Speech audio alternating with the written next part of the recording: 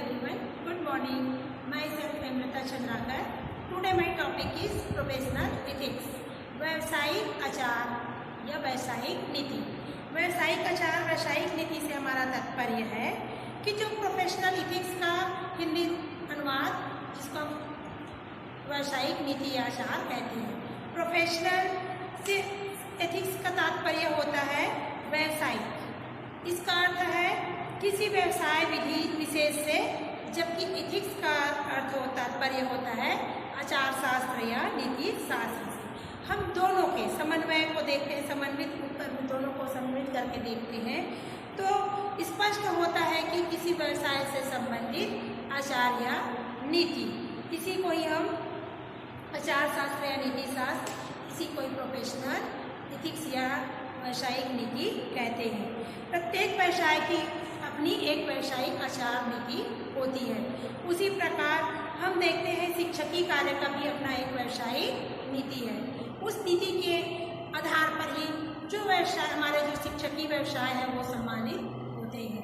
तो हम देखते हैं कि जो नीति है व्यवसाय, हर व्यवसाय में एक नीति होना अनिवार्य है।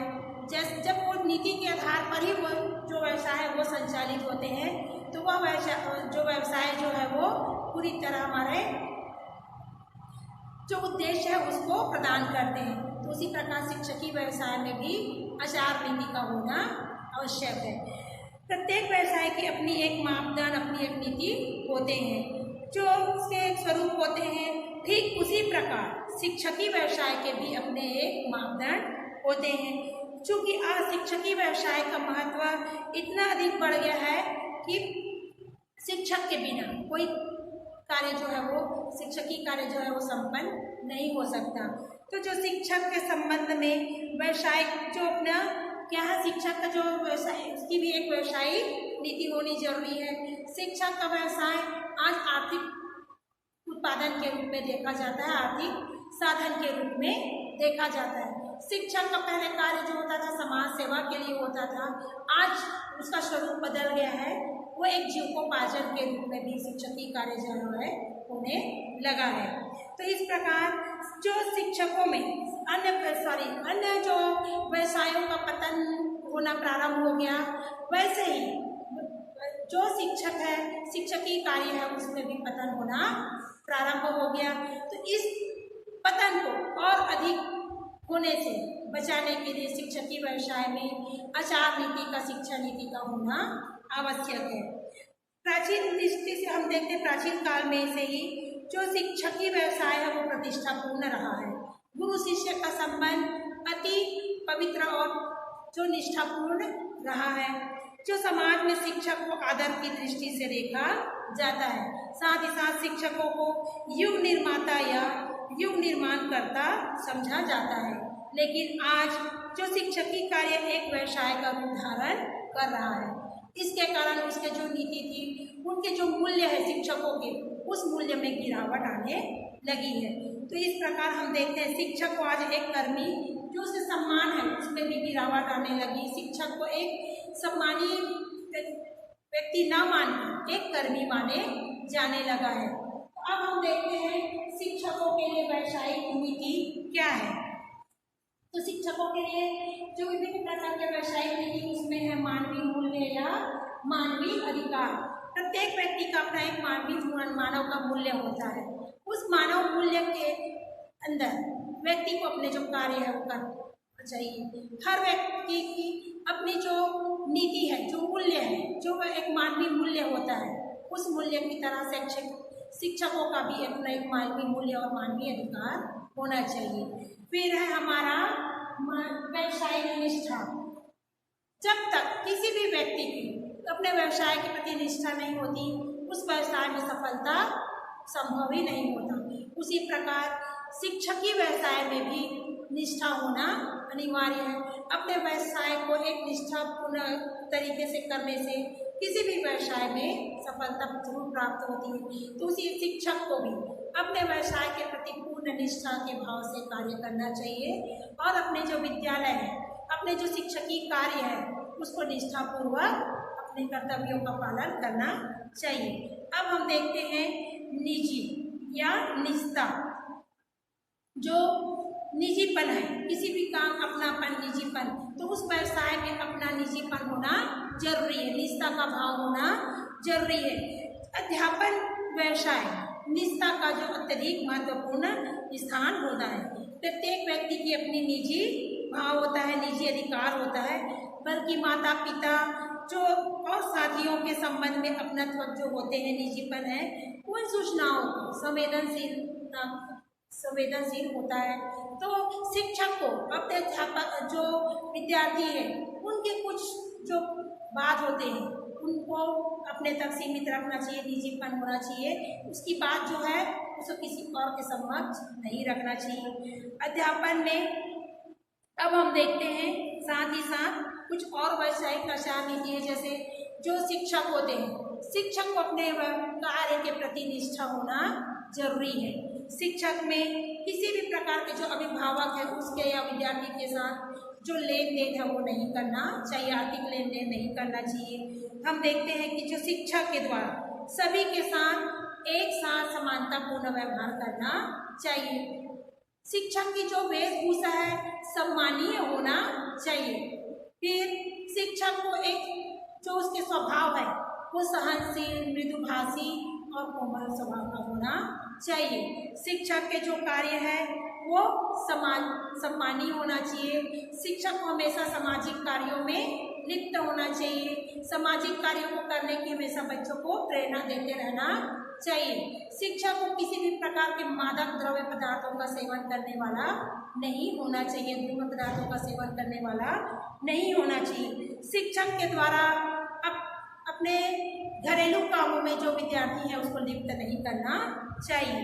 शिक्षक के आदर्श जो है उच्च होना चाहिए। जो शिक्षक के आदर्श और जो उनके व्यवहार है उनमें दोनों में समानता या तालमेल होना जरूरी होता है। शिक्षकों को अपने व्यवसाय के प्रति निष्ठा होनी चाहिए।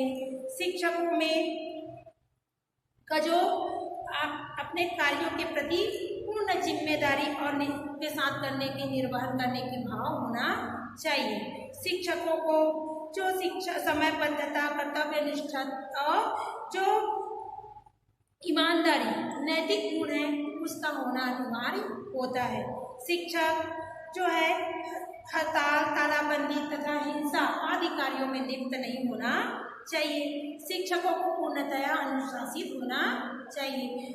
शिक्षक जो है वो अपने सहकर्मियों के साथ पूर्ण सहभागिता के साथ व्यवहार करना चाहिए, अपने सहभागिता का परिचय देना चाहिए। शिक्षक को नवीन शिक्षण विधियों का उसको ज्ञान होना चाहिए ताकि अपने शिक्षण प्रक्रिया को अच्छी तरह से कर सके। शिक्षक को हमेशा पिछड़े बालक होते हैं, जो बच्चे होते हैं, उसके अतिरिक्त कक्षाओं में उन्हें शिक्षा देने की व्यवस्था जो करनी चाहिए। शिक्षक को अपने ज्ञान का संग्रह हमेशा संवर्धन करते रहना चाहिए, उन्नत करते रहना चाहिए। शिक्षक को अपना अधिकांश समय जो है वो शिक्षकीय कार्य में बिताना चाहिए। शिक्षक को किसी भी जो अन्य ट्यूशन क्लास की नहीं लेना चाहिए। शिक्षक को हमेशा जो है वो अध्ययनशील रहे। शिक्षक को सामाजिक मुद्दों में संलिप्त रहना चाहिए। साथ ही साथ विभिन्न सामाजिक गोष्ठियाँ जो होती हैं उनमें उनको भाग लेना चाहिए। शिक्षक को जो छात्रों के व्यक्तित्व की भावना का विकास करना चाहिए। साथ ही साथ शिक्षक को शिक्षण संस्थान के विकास हेतु उन्नत प्रयास करने चाहिए। शिक्षक को राजनीति से हमेशा दूर रहना चाहिए। और जो शिक्षक है, शिक्षक को एक कुशल संप्रेषक होना चाहिए ताकि अपने संप्रेषण के माध्यम से जो बच्चों के जो ज्ञान है उसको खोल सके, विकास कर सके। शिक्षक को एक महान युग दृष्टा होना चाहिए। शिक्षक के लिए जो शासन द्वारा दिए गए कार्य है उन कार्यों को, जो आदेश है उन आदेशों को पालन करना चाहिए। शिक्षक में हमेशा विभिन्न सामाजिक मुद्दों को अपनी तर्क शक्ति के अनुसार उसे जो समस्याएं हैं उसको समाधान करने का प्रयास करना चाहिए। शिक्षक को एक कुशल निर्देशक एवं परामर्शदाता के रूप में कार्य करना चाहिए। शिक्षकों को अपने जो हमेशा शिक्षक को एक क्या होना चाहिए, अनुशासन में रहना चाहिए। साथ ही साथ शिक्षक को अपने विभागाध्यक्ष या अपने प्राचार्य के द्वारा जो भी कार्य दिए जाते हैं उन कार्यों को पूर्ण जिम्मेदारी से निभाना चाहिए।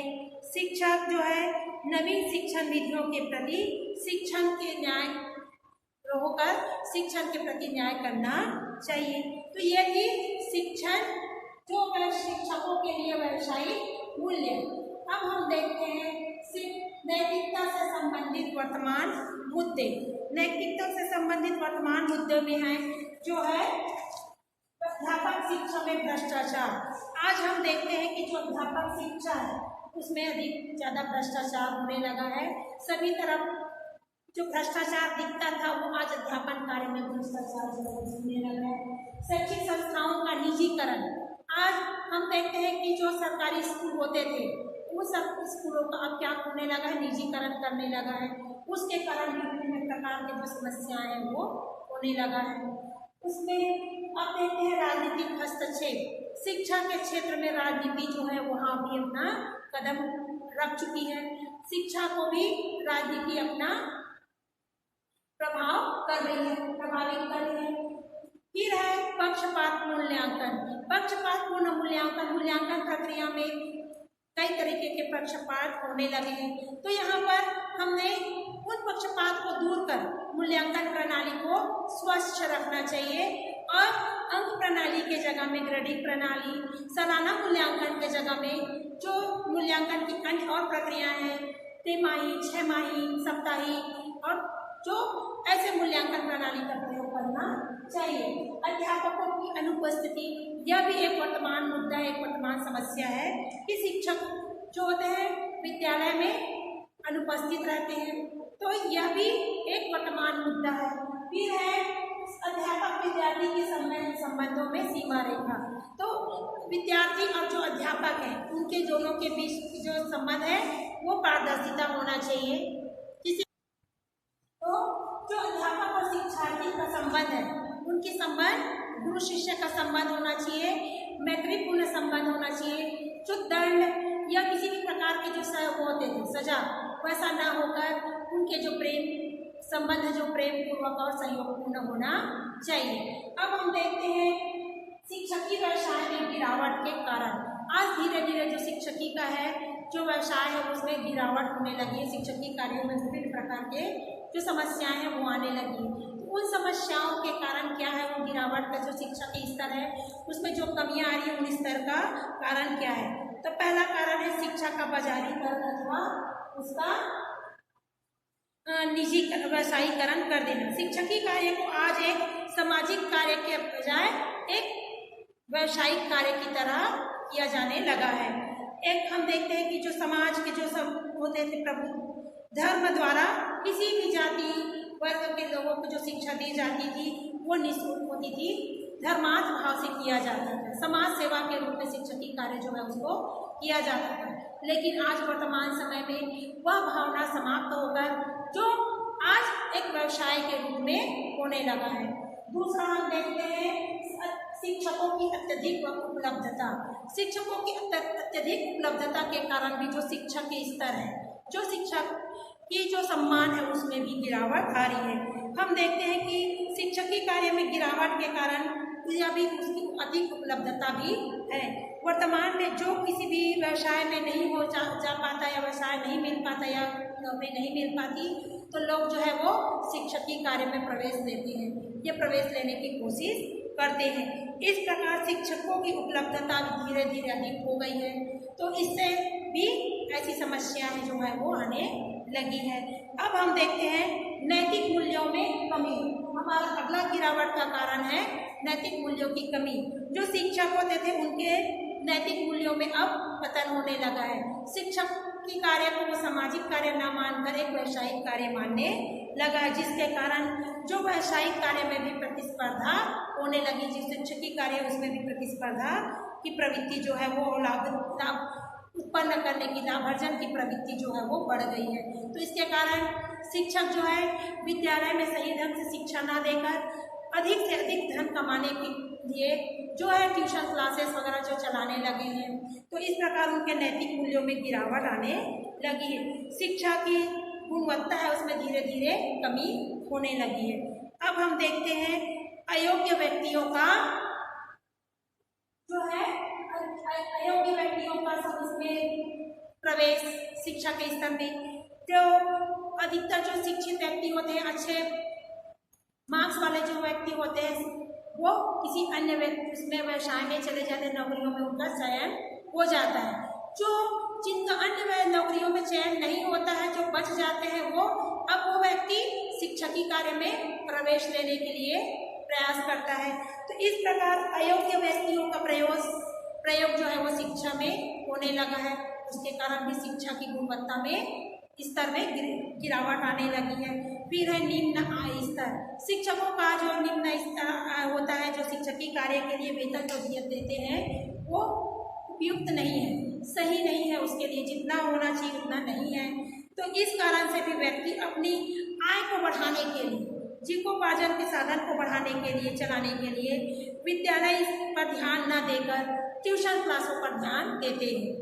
इसके कारण जो बच्चों का ध्यान जो है वो विद्यालय में लगकर ट्यूशन क्लासों में लगता है।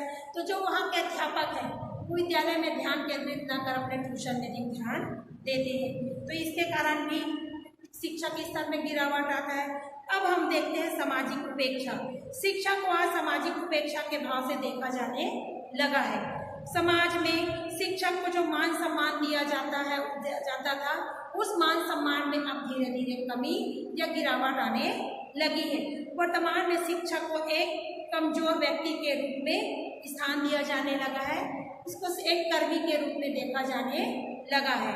अब है सरकारी नीति के कारण, कुछ सरकार की नीतियां भी ऐसी हो गई है शिक्षकों के प्रति, उसके कारण भी जो शिक्षा है उसमें गिरावट आ रही है। सरकार का जो बहुत सारा योगदान है। सरकारी शिक्षकों को पर्याप्त वेतन प्रदान नहीं करना, उनके लिए जो अन्य सुविधाएं हैं, जो अन्य नौकरियों में जैसे सुविधाएं हैं, वो सुविधाओं का प्रदान नहीं करना, उसके कारण भी शिक्षकी के व्यवसाय में जो है वो गिरावट आने लगी है। तो इस प्रकार शिक्षकों के स्थान पर आज सरकार जो है शिक्षाकर्मी की नियुक्ति कर रही है, तो उसको कम वेतन में शिक्षाकर्मी मिल जा रही है। तो इसके कारण धीरे धीरे अयोग्य व्यक्तियों का शिक्षा में प्रवेश होता जा रहा है, जिससे शिक्षा का स्तर जो है वो गिरता जा रहा है। अगला है जीविकोपार्जन का साधन। शिक्षक जो है इसे एक जीविकोपार्जन के साधन के रूप में शिक्षकीय कार्य को करने लगा है, क्योंकि जिस शिक्षक कार्य के केवल विद्यालय की जो चार दीवारी है उससे तक सिमट कर रह गई है, उसे अपना एक कर्तव्य न मानकर अपना एक व्यवसाय मानने लगा है। जो दिन के 10 बजे से 4 बजे तक अपना वहाँ जाकर अपना समय बिताना है, जैसा भी अपना थोड़ा बहुत जो शिक्षकीय कार्य है वो संपादन करना, वापस अपने घर आ जाना है, यह मानकर वो जाता है। जबकि शिक्षकीय कार्य विद्यालय में के बाहर भी व्यापक रूप से होना चाहिए। अब है हमारा अगला जो शिक्षकीय कार्य के माध्यम, जीविकोपार्जन का माध्यम, तो ये थी हमारी शिक्षकीय जो व्यवसाय थी उसमें गिरावट के कारण। तो आज हमने पढ़ा शिक्षकीय जो व्यावसायिक आचार के अंतर्गत शिक्षकीय जो शिक्षकों की जो व्यावसायिक नीति है, आचार नीति है, उसके बारे में। तो आज हम निष्कर्ष के रूप में हम ये कह सकते हैं कि जो शिक्षक है, शिक्षकों की जो आचार नीति उसे अपने भली भांति उसको निभाना चाहिए। शिक्षकों के उनके जो लिए सरकार को भी एक विशिष्ट दृष्टिकोण अपनाना चाहिए, व्यापक दृष्टिकोण अपनाना चाहिए। अन्य नौकरियों में जो सुविधाएं देते हैं वैसे शिक्षकीय नौकरियों में भी शिक्षकों को सुविधाएं देना चाहिए। उनको पर्याप्त जीवन अवसर के लायक उनको वेतन दिया जाए, उनके भी अवकाश का समय दिया जाए, अन्य गोष्ठियों में सम्मेलनों में उनको भाग लेने का अवसर दिया जाए, और शिक्षकों को भी अपने जो शिक्षकीय कार्य है उसको एक कर्तव्य निष्ठा के रूप में करना चाहिए, उसे अपने एक सामाजिक कार्य के रूप में करना चाहिए। शिक्षक गुण के प्रणेता होते हैं, गुण के देने वाले होते हैं। तो शिक्षक को हमेशा एक अपने जो ज्ञान का प्रकाश है उसे हमें अपने विद्यार्थियों की ओर बिखेरना चाहिए, जिससे शिक्षक और विद्यार्थी के जो सम्मान का जो है वो सम्मान बनी रहे। Thank you.